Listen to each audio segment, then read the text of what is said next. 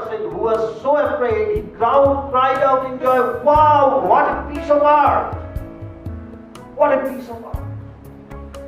What a great art! Similarly, we are always afraid in this society. Afraid of so many things, so many fears. Vedanta says there is nothing. Try to see this world in the real way, and then you will see, you will feel that this world which seems so fearful to you till now is actually a very beautiful piece of art of the soul.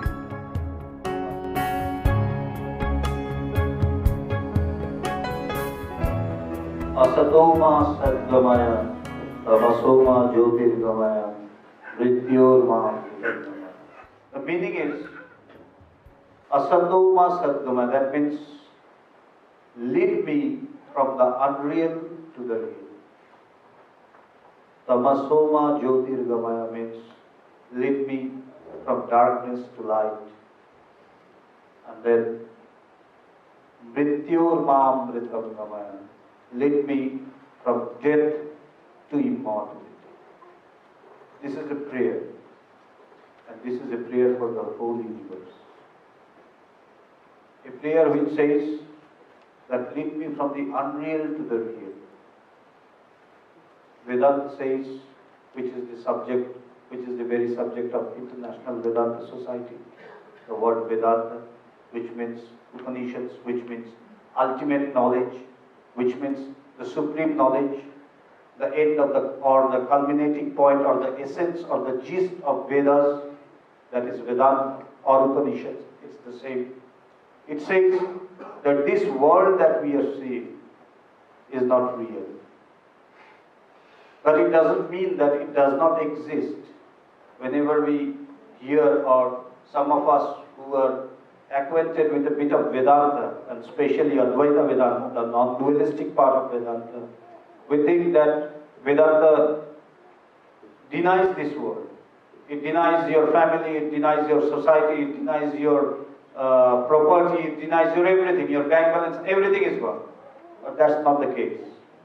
It shows the reality. It analyzes the world. It does not deny the world. It analyzes the world. And it goes to show that the world that we see, in the way we are seeing the things, are not real. It does not mean that it doesn't exist. It exists, but not in the sense we see. And we can understand with modern physics and modern quantum physics and all the modern science, it also says the same thing nowadays, which has been told thousands of years ago in the Upanishads, in the scriptures, that this world is not like what we see. For example, we see the world through our five senses. We perceive it, we comprehend it with five senses. But if a man has one sense less, for example, a blind person, his world and our world is completely different. Because his one sense organ is not working. So the world which he comprehends and the world which we comprehend, we the normal beings who are being gifted by God, all the sense organs in the normal way, their perception is different. Again, if a person has a sixth sense, one sense more, then the world which he will see will be completely different from what we see. So, the same world appears to be different to different persons. For example, if all of a sudden there is the electricity is gone, if all of a sudden then it will be dark and we cannot see anything. And we will stumble when we go out of the chair, and if we want to go out, then we will stumble. We will hit against any wall or any chair and we will fall. But if there is a cat, it will not hit anything. It will slowly go out in a very good way because it can see in the dark. It has the capacity. So the world of the cat and the world we see is totally different. Similarly, this world is different to different persons. And the seers of truth who has realized this truth, because this world is said to be a relative world. It's all relative. Good, bad, evil, virtues, these are all relative terms. A thing which is good to me may be bad to you. When a person kills a person with a knife, he is called a murderer. But if one kills another in the army while fighting in a war, he is not a murderer. He has been given an honor, a medal. But it is the same.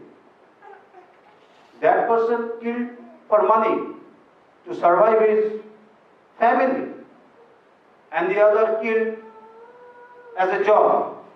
But it's all the same killing. But the first one is called a murderer, and he will be hanged or prosecuted or put to prison, and the second one will be reared. So it all depends upon our seeing the world, how we see it, how we feel it. The same word can be said good in one sense and evil in another sense. So all these terms, what we know, good, bad, legal, illegal, right, wrong, these are all relatives. For example, if we think one thing to be good today, after some few years, we see, no, it was not actually good to me. It becomes bad. What was right to me 5 years ago, now suddenly I see, no, that was not right actually. I was wrong. So these are all relative things. But Vedanta shows you the ultimate, the absolute, and that is why it is known as the supreme knowledge, the ultimate knowledge, because it speaks of the ultimate truth. It speaks of the supreme truth. That truth which is not relative. That truth which speaks of oneness of the whole universe. Not just we as brothers. Vedanta doesn't believe in brotherhood. Vedanta believes in oneness. There is a vast difference between brotherhood and oneness. Oneness means we are all one with the whole universe. Not only as human beings, but with the insects, with the animals, with species of different kinds, with living, non-living. Each and every particle of the universe is one with us. This is the knowledge of Vedanta. That in the real nature of ourselves, we are all one and indivisible. The divisions we see are not real. This is what has been said, that lead me from the unreal to the real. The second, lead me from darkness to light. So, what is the meaning of darkness and light? Now, is it not light what we are seeing? It is told it is not the real light. Because under this light, we do not see oneness. We see differences. We see someone as white, someone as black, some as rich and some as poor, some as a sinner and some as a very good person. It creates divisions. It creates difference. So this is no light. We have a very beautiful saying, let there be light, and there was light. The light of knowledge. The light of love. The light which shows that we are one. We all are one. The light which instills us with happiness, with bliss, with joy. And then the last, lead me from death to immortality. Mrityurmam Pritarmam. Every one of us is afraid of death. Right from an insect or a very trivial being to human beings. We don't want to die. That's an inherent nature of us. We don't want to die. Even if you go to kill an ant, it wants to save itself. Because it doesn't want to die. Neither do we. Why? Why are we afraid of dying? Why do we want to live forever? We do not ask this question. It is because in our real nature we are deathless.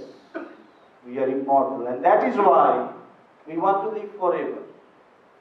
But as we do not know this real nature of ours, we think that we want to exist in this body, in this form. It's not possible. It's a mixture, and a mixture means it has been created, it has been made. And that which is made, according to the law of nature, it will grow. It will break into its original components. It will go back to its original form. So we cannot exist immortally in this form, but in our real nature, which the Vedanta says that we are the immortal, deathless, ceaseless, without any birth and without any death, the Atman or Brahman, it is said. This truth is also termed as Atman or Brahman or God. In that nature, we are deathless. We are immortal. And Vedanta speaks of this immortality. And thus it is a prayer for the whole of humanity, that lift me from the unreal to the real. Let me see the reality. Because unless and until we see the reality, we feel this reality, we feel one with this reality, we cannot cross the barriers of sadness, we cannot cross the barriers of these divisions, we cannot cross the barriers of death. It is only when one realizes this truth and becomes this truth that one realizes truth, peace, love, harmony, bliss, oneness within himself or herself. I will end with a story of Vedanta which shows what Vedanta actually does. As I said, Vedanta does not deny the world. Don't be afraid, don't be scared, because we are really scared hearing the word religion or spirituality. We are really something, there is a kind of allergy with us. But it's not the case. It gives you a higher identity. It introduces you to a higher knowledge, to a higher form of love. So there was a man who was really very rich. He was very, very rich, and he had a very beautiful house, a grand house, like a palace. It was just like a palace. And just in front of that palace, there was a big gate, like palaces have. It was a big, big gate.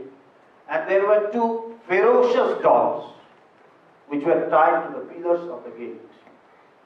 They were really ferocious. You could see them from a long distance. They were large and ferocious, means as if they would pounce on you any moment and tear you into pieces. So, due to those dogs, the passerbys who were going, they avoided the road because they were afraid of these dogs. So they took another road to go to their destination. But that road was easier. It was a short road. And then the owner of the house noticed that no one is going by my road. No one is passing by my house. So one day he asked one of his servants, "Hello, can you just inquire that why doesn't anyone go by my house?" He obeyed his master's order and he went and he asked a passerby, "Hello, I'm from that house and my master has sent me and he has asked me that why don't any of you just pass by that road?"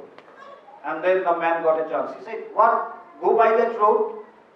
Do you see those two ferocious dogs ready to pounce on us? Are you an idiot? We will be killed. They will tear us into pieces. Your master has money and he can do anything, whatever he likes. Does he think so?" And he rebuked and, he was a servant, he couldn't answer. He just came back. He reported the same thing to the master. Then the master went out. And just as the passerby was about to take a turn to the other road, he caught the passerby and said, "Hello, why don't you go by this road? It's much easier. It's a shorter one." He said, "How can I go? You see, you are the owner of this house and you have tied two huge ferocious dogs in front of your house and we are all scared of it."